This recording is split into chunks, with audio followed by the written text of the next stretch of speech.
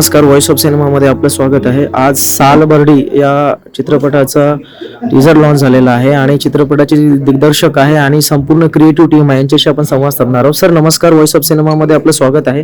Sir काय आहे चित्रपटाची थीम, काय आहे नेमकी?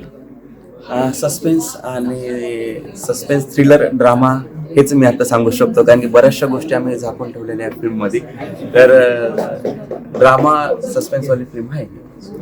सालबर्डी नेमकं काय आहे सर? टायटलचं मिनिंग काय आहे? सालबर्डी एका गावाचं नाव आहे, ज्या गावामध्ये विविध कारणाने विविध घटना घडतात, क्राईम करतो आणि त्या क्राईम विषयी बोलणारं एक गाव म्हणजेच सालबर्डी. चित्रपटामध्ये काही ब्लॅक मॅजिक वगैरे दाखवलंय असं काही आहे सर?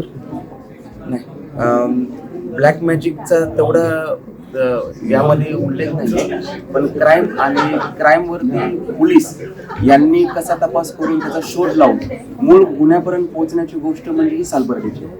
कास्टिंग बद्दल काय बोलाल सर? कास्टिंग कोण कोण आहे नेमकं चित्रपटामध्ये?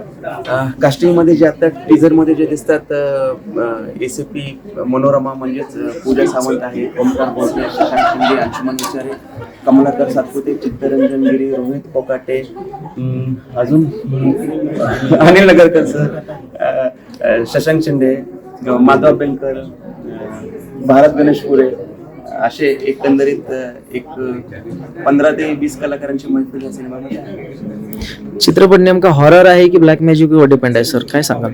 सस्पेन्स आणि हॉरर.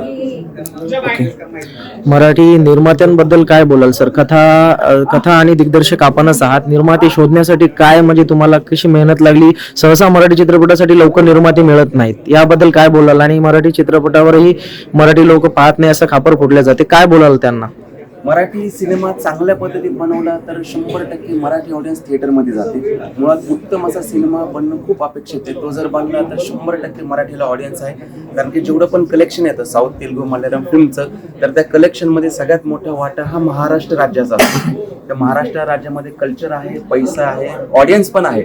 फक्त योग्य ते आउटपुट जर आपण बनवून दिलं तर 100% मराठी ऑडियन्स या सिनेमासाठी येतात. राहिली निर्मात्यांची गोष्ट, तर 2023 मध्ये गोष्ट कंप्लीट झाल्यानंतर निर्मात्यांची प्रोसेस सुरू झाली निर्मात्यांना गोष्ट ऐकवण्यासाठी.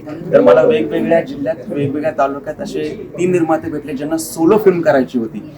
तर मी ह्या 3 निर्मात्यांना एकत्र आणलं एका प्लॅटफॉर्मवरती आणि तिघांबरोबर 3 सोलो सेपरेट पिक्चर करण्यापेक्षा एकच बिग बजेट चांगला सिनेमा जो कमर्शियली बनेन पण आणि प्रदर्शित पण होईल, कारण की सिनेमा बनण्याबरोबर तो रिलीज डिस्ट्रीब्युशन होणं पण खूप गरजेचं आहे. तर 3 निर्मात्यांची मूड बांधून हा एक सिनेमा, पॅकेज सिनेमा बनवलेला आहे, ज्याच्यामध्ये कमर्शियल असा एक आमचं फोक सॉन्ग आहे जगदंबे, आणि एक अशी उत्तम अशी ठसकेबाज, आपण ज्याला लावणी प्लस आयटम सॉन्ग असं दोघांचं मिक्सिंग म्हणू शकतो, तर ते आहे. आणि इमोशनल गाणं पण आहे, म्हणजे सिंगिंगसाठी अजय दादा आहेत, त्यानंतर जावेद अली सर आहेत, आनंदी जोशी आहेत, गुरु ठाकूर यांचे लिरिक्स आहेत, मुकुंद भालेराव, आणि माझा मित्र बेस्ट फ्रेंड पद्मनाभ गायकवाडेचं संगीत आहे. तर पूर्ण पॅकेज म्हणजे सालबर्डी.